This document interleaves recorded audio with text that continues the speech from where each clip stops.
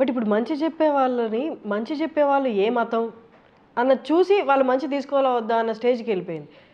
ఈ అంత భయంకరమైన స్టేజ్లో ఉంది. ఇప్పుడు మీరు మాట్లాడుతున్నా నాకు తెలిసి తీసుకునే వాళ్ళు చక్కగా తీసుకుంటారు. ఫస్ట్ ఆవిడ కట్టుబొట్టు, ఆవిడ ఆ మతం కదా, నేను ఈ మతానికి సంబంధించిన నేను ఈ మంచి తీసుకోను, నా బుక్స్ వేరే. కానీ ఏ మతం చెప్తున్నదైనా ఒకటే కదా. అంటే దీనికి ఒక ప్రత్యేకత ఉంది తల్లి. అన్ని మతాలు ఒకటి చెప్పట్లేదు.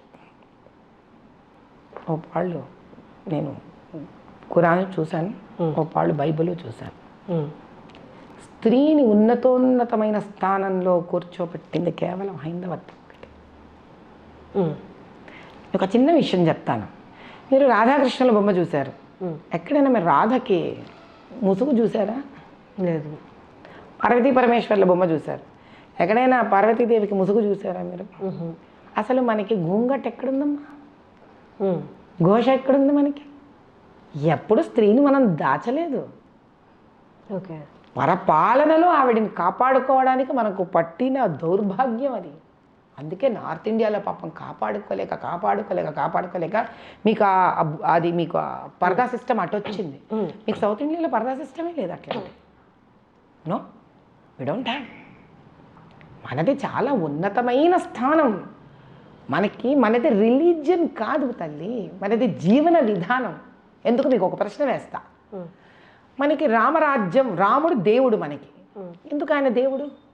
తల్లిదండ్రుల మాట విన్నాడు కాబట్టి, అహింసని పాటించాడు కాబట్టి, స్నేహితుడికి అండగా నిలబడ్డాడు కాబట్టి, ధర్మపాలన చేశాడు కాబట్టి ఆయన రాజు మనకి.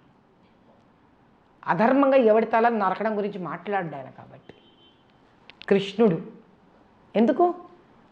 ఎవరైతే నిజం మాట్లాడారో, ఎవరైతే పాండవులయ్యారో వాళ్ళతో నిలబడ్డాడు కాబట్టి. శత్రువు అధర్మపాలుడైన ధర్మరాజు మన దుర్యోధనుడు తాను ముందు వచ్చినా అడిగిన వెంటనే తాను అడిగింది తనకి ఇచ్చేశాడు కాబట్టి.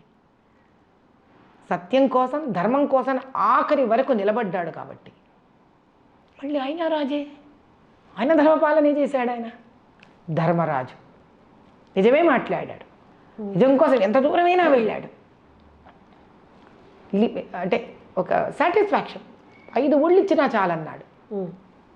అంటే హైందవత్వం మనకు నేర్పించేది ఏంటి అని అంటే, ఎంతసేపు ఎవరిని దూషించదు హైందవత్వం.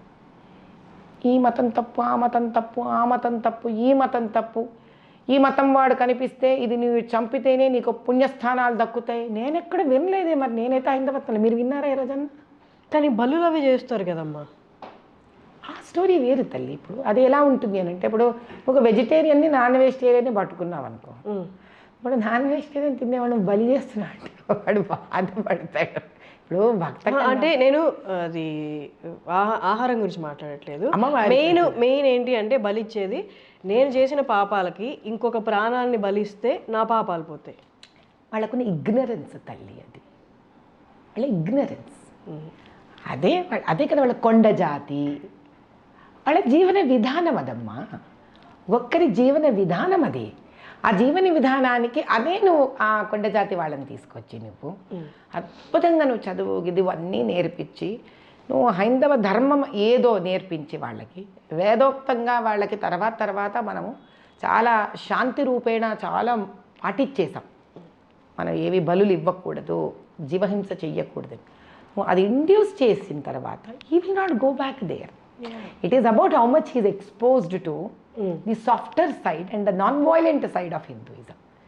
అంతే కదా. ఇప్పుడు ఎవరికి ఎంత, ఇప్పుడు మనం ఉంటాం తల్లి సింపుల్గా. ఇప్పుడు ఆ రోడ్డు మీద జిలేబీలు అమ్ముతుంటాడు, దాని మీద ఈగలు ముసురుతాయి, నువ్వు కొనుక్కొని తినగలవా? ఇలాగ చిన్న బీద పిల్లాడు ఉన్నాడు అనుకో, నువ్వు 10 రూపాయలు పరిగెత్తుకెళ్ళి అక్కడ కొనుక్కొని తింటాడు. దాన్ని మనం వేలెత్తి చూపించలేము దాన్ని మనం వాళ్ళకి అంటే ఇప్పుడు ఇంత పెద్ద ప్రపంచంలో మనం హైందవత్వంలో దాన్ని సంపూర్ణంగా నేర్చుకున్నవాడు ఎదిగిపోయి ఉంటాడు. కానీ ఒక మోస్తరు ఆలోచన విధానంలో వాడి మాట తీరు నెమ్మదిగా ఉంటుంది. అదే పాపం బస్తీలలో అక్కడ ఉన్నవాడు, వాడికి ప్రేమ చాలా ఉంటుంది కానీ వాడి మాట మొరటుగా ఉండదు. ఇది అంతే.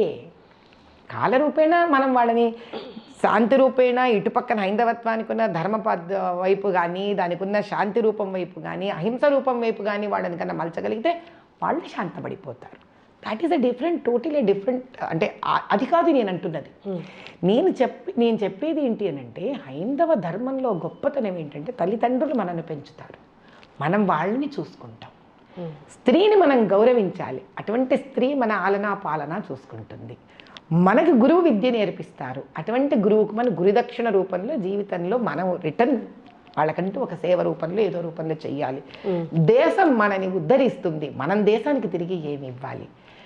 ఇలాంటిది there is a very balanced give and take story ఇక్కడ.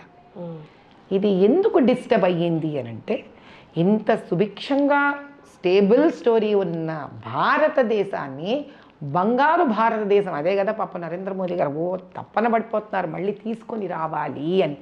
ఆయన కష్టపడేదంతా ఇదే. మనం ఏదో ఆయన హైందవత్వమో ఇవన్నీ వేరే వేరే ట్యాగ్స్ ఇవ్వడం, it is not a right thing. ఆయన అనేది ఒకటే, హైందవత్వంలో you give you take, you take you give అనేది చాలా నీట్గా ఉంది సిస్టమ్.